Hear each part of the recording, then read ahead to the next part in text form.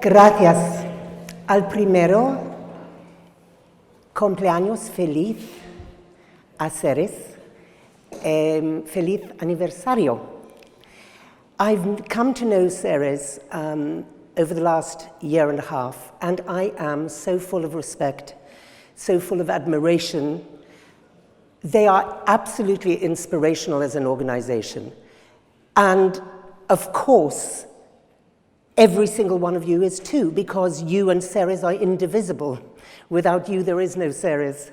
And I really want to say from the heart, those of us, and there are so many in this room, it's utterly inspiring.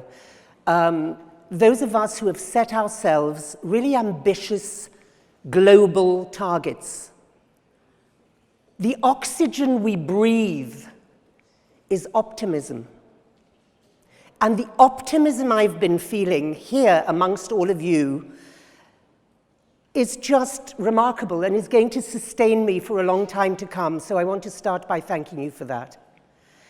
Now, talking of optimism, how would you feel if I told you that there is a vaccination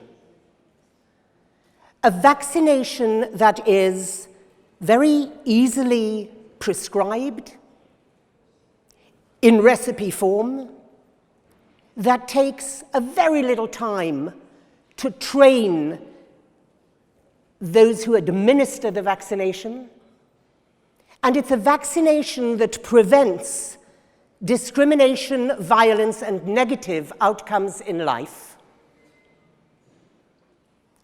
you'd feel quite optimistic. Well, that optimism is well placed because there is such a vaccination, and that is what I want to talk to you about today. This journey began for me in December 2012. Before I became an inventor of vaccinations, I was a filmmaker.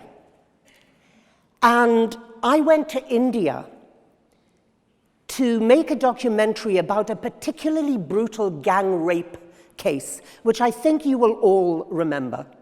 It was the case of the young girl on the moving bus in Delhi who was gang raped by 6 men and thrown with her intestines hanging out of her body onto the side of the highway like a piece of old rubbish to die, and she did die 13 days later.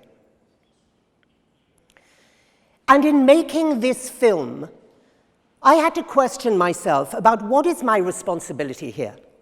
Is it just to document this atrocity, this gruesome case, the epidemic that abounds in our world that we come across again and again? Or is there something more important and fundamental that I need to do here if I want to move the needle on this issue? And I came to the conclusion that the only worthwhile thing to do, and the only way it was worth making this film at all, was if I could talk my way in to the maximum security jail that housed the men who gang raped her and pulled her intestines out of her body, and ask them what kind of human beings they are, and discover that for myself. So that is precisely what I did. I spent 31 hours with those rapists and others. I was completely confounded by a series of total reversals. Everything I expected to be one way was another way. I expected these men to express some remorse, some regret. Not 1 second of regret was expressed in 31 hours of interview. The opposite is true. They didn't express regret or remorse because they genuinely did not believe they had done wrong. Now, I know that sounds extraordinary to us here outside of those prison cells where the interviews took place, but I swear to you it's true. They not only believed that this girl deserved what she got, but they believed they had a duty to teach her a lesson. Why? Because she was out at night after dark. And in that culture, a girl who's out after dark is a bad girl. She was with a boy who wasn't her husband and wasn't her brother. She was a slut. So the bottom line is, those men were the absolute inevitable product of the socio-cultural thinking that had formed them. Another great surprise for me personally was, you know the figures of how many of us women are raped or have attempted rape, 1 in 5. So it won't surprise you to know that I'm the 1 in 5. At 18, I was raped. The biggest fear I had in conducting these interviews was that all the ghosts that I had buried for all those years would rise, and that even though I'm an incredibly peaceful person, passionate but peaceful, I thought, what if I physically assault one of these men? That's likely to happen when I'm sitting there facing them. I didn't feel anger for 1 second of the 31 hours of interview. Why? For exactly the same reason. As they felt no regret. It was so utterly obvious these men had been programmed. These were robots. How else do we expect our men, our citizens, to act if we teach them these discriminatory biases? They're actually acting as we have taught them to act. So the responsibility is fairly and squarely ours. 2 final things I want to say about the film, and then we'll move on to the vaccination, to the optimism. So the first is that because I was terrified that I would possibly assault one of these men, I asked the prison director general whether I could practice on other rapists who wouldn't, if I did hit one of them, it wouldn't be the end of my film. So I practiced on 4 others, one of whom had raped a 5-year-old girl. And he also felt no remorse. So the interesting thing is, the others had justified their actions by saying, well, she was out at night, she was with a boy, she was behaving like a slut. What was his possible justification? And I enlisted his help, and I asked him very openly to explain to me how he can cross that line and go from having the thought to acting on it.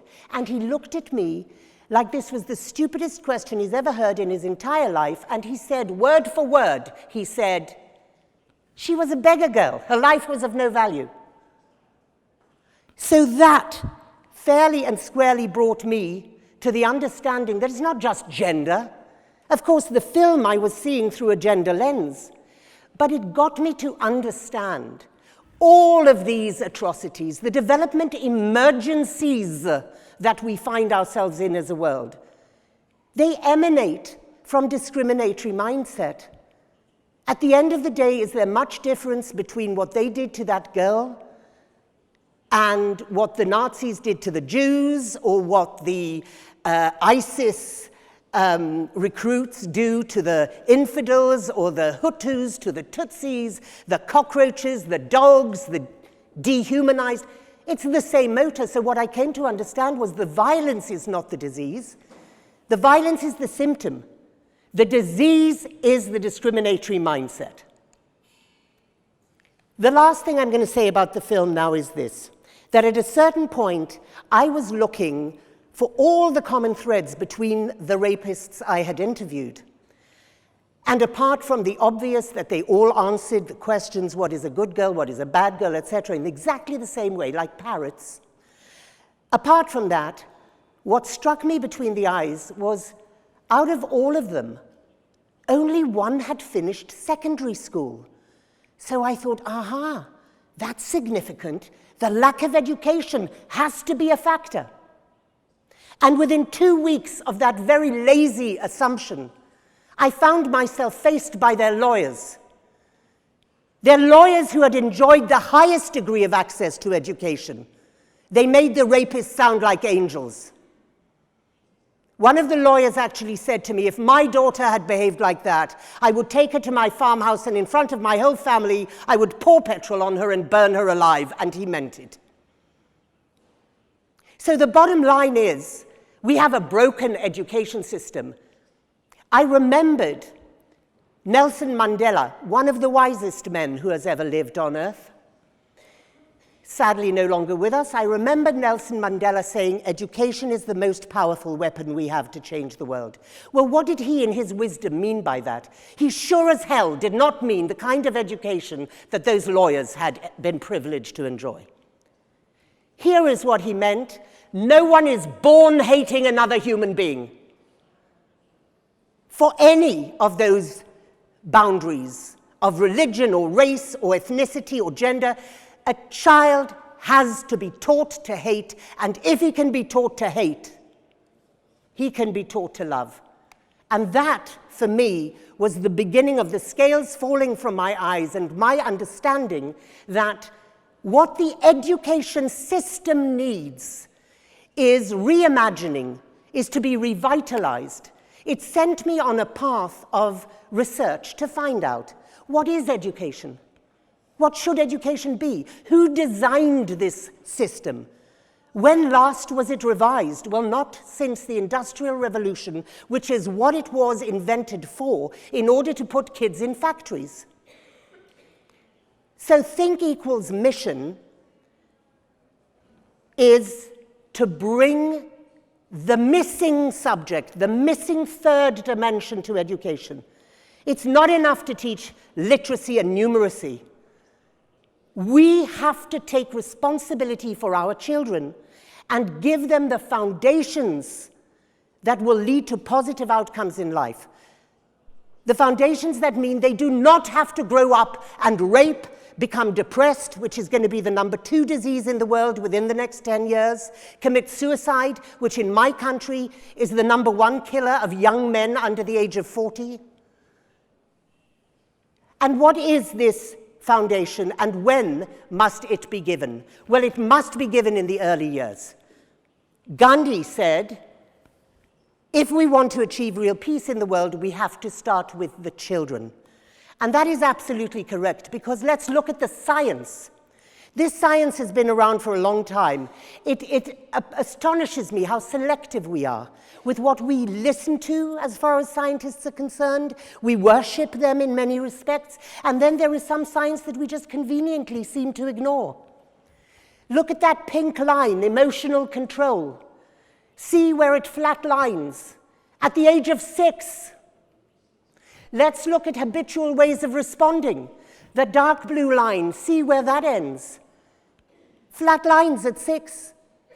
So it has been a received, understood notion that we have to get in early, but we've done nothing about it as a world.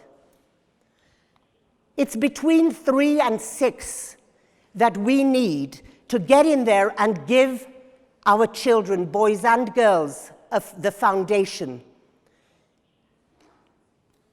Here are some of the experts and supporters of Think Equal. In terms of the experts there, Sir Ken Robinson, probably the greatest educationalist in the world, Dr. Mark Brackett, Dr. Robin Stern, who's not on there, from Yale Center for Emotional Intelligence, Vicky Colbert, Fundación Escuela Nueva in Colombia, neuroscientists, human rights advocates, educationalists, psychologists, all I brought together to give of their best practice so that we had a program. This is not a curriculum, by the way. This vaccination is not some theoretical framework that is open to interpretation, and if you have a brilliant teacher, you're lucky, and if you have a teacher who doesn't know how to mediate this, remember, we're talking about the 3 to 6-year-olds.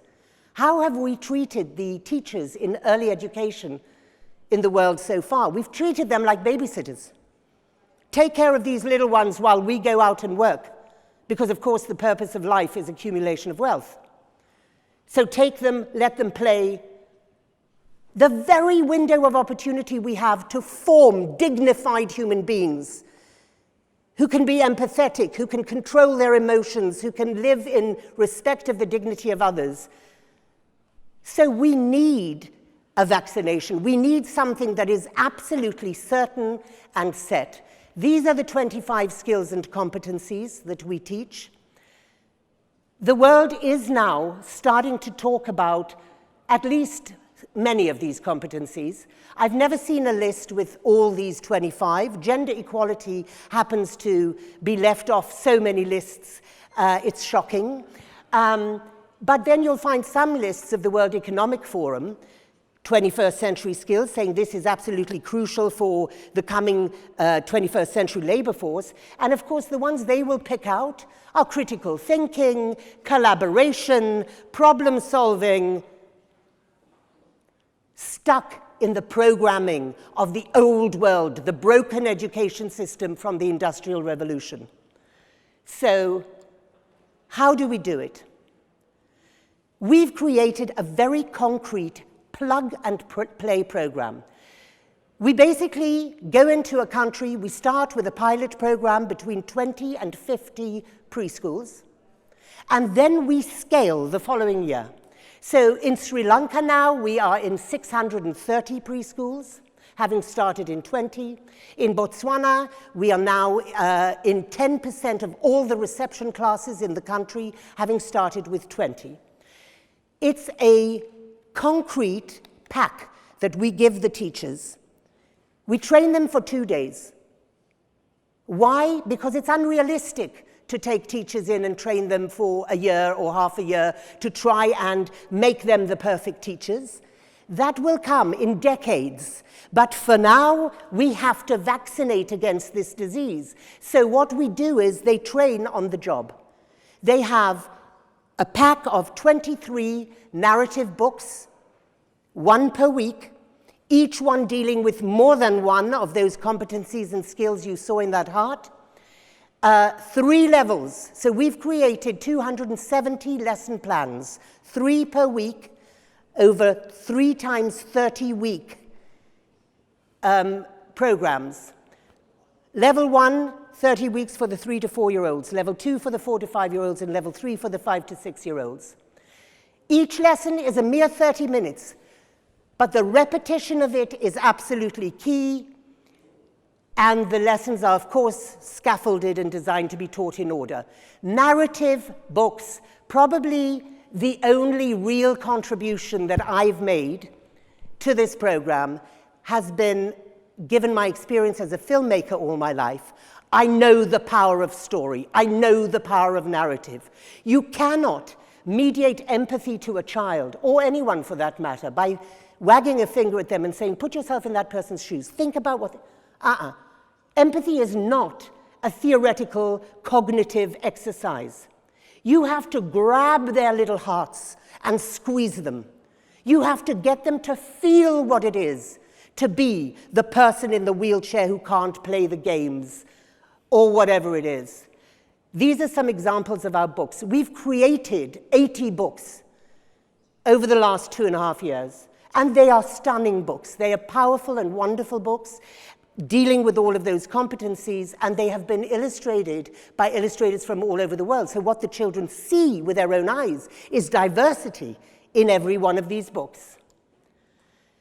We give the teachers a pack of resources. So as you can see, there are some parenting cards to show them that it's the job, as it were, of both father and mother to look after the kids. A girl or a boy can be an astronaut. Everything we show them mirrors the world as it should be. Here is another example of a resource. This is one, it's one of my favorites. This teaches the children, and it's in week 1, level 1 for the 3-year-olds. See the girl in the top right-hand corner. When we ask the children what color that girl is, the children will tell you she's white. The teacher shows, evidentially, provably, that that's not correct. If that girl was white, then shouldn't the piece of paper at the side match her? And the girl next to her, what color is she? And the children will inevitably tell you she's black. But that cannot be, because if she's black, can anybody tell me what color her hair is? So what do we learn by this? When we take the children, evidentially, have them color in light brown, white, dark brown, black, test them, put them up against these faces, what we realize is that every single one, every human being on this earth is brown. They're just different shades of brown. Now, why is that important? It's critically important because within a couple of years, these little ones are going to grow up into a world that mixes language and culture in the following way. The black heart of the villain. A black mark against your name. The black sheep in the family, I could go on. What are we doing to our children? How are we neglecting to give them the foundation they need? The question I ask of every education minister I sit with is, you who have a duty of care to your youngest children in your country, please explain to me, how can you deem it to be compulsory or mandatory that your children should learn mathematics in a world in which we have calculators and computers, but it's optional for them to learn how to value another human being? It's optional for them to learn how to lead healthy relationships. This cannot be. So, just another example, best practice from Yale University, the way we teach the children how to recognize and differentiate emotions. These are some of our partners. I salute each and every single one of them. This is hard work we've been doing over the last 2.5 years, and we've only just begun. And without these extraordinary foundations, companies, we couldn't have done this work. So I love them deeply. And then finally, this is a quick snapshot of, in the last 2.5 years, where we've been, where we're at. 37,000 children so far impacted. It's a drop in the ocean. The beauty of this program is it's replicable, it's scalable, and by the way, I forgot to mention something quite important. It's free.